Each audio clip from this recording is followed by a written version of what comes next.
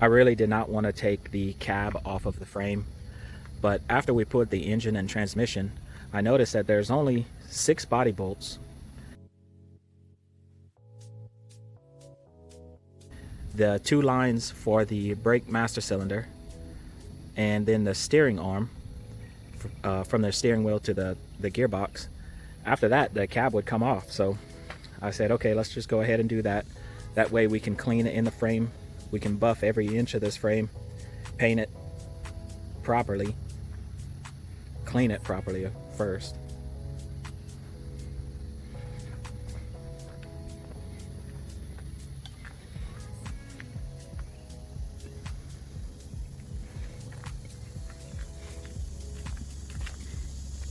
The frame is really not in bad shape. It's a really solid vehicle. I got this from North Dakota. I was working up in North Dakota for about 2 years, and while I was there, I got my hands on this truck. I only paid $2,000 for the truck when I got it. It started life as a 2-wheel drive truck, and I knew that if it was converted to 4-wheel drive, it would be a lot more fun and worth a little bit more money.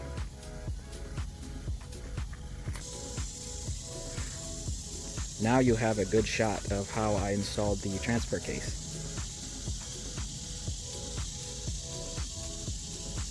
I would have mounted it flush with the top of the frame if I would have had the frame and body separated at the time. But like I said, I really didn't want to do it. But after getting this far in, I think this is only the right thing to do. Make sure that everything is cleaned properly, painted properly. 360-degree welds need to be placed in some areas.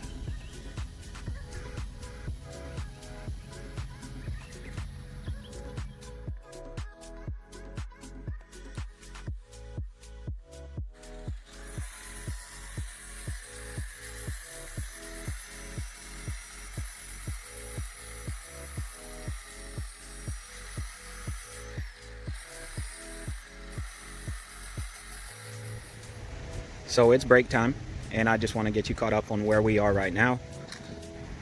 We buffed the frame inside and out. We buffed it to a near polish, as you can see in the video, or the little clip that I posted a few minutes ago.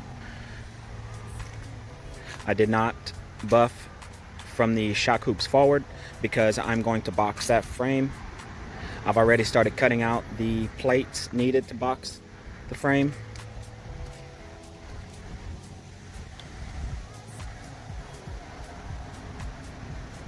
This is not paint on here right now. This is just the rust converter. The back side is painted, and that you saw it painted if you watched part 1 of this build series. You know that I painted the back side in part 1. So folks, from that last clip that you just saw, it's been about a month. So we have been going very slow, and you know, we're just letting things get in the way of what we have to do. But we have been able to finish weld these shock hoops, put in this plate to box the frame.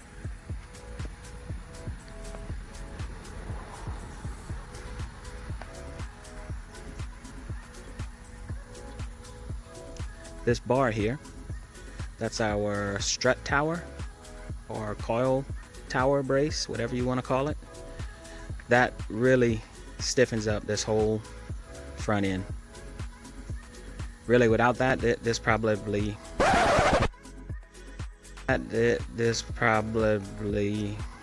would not even be safe to drive. So folks, that's all I have to share today. Check back with us in the next couple of weeks. We'll be putting this truck back together. I hope that you all enjoy what you're seeing.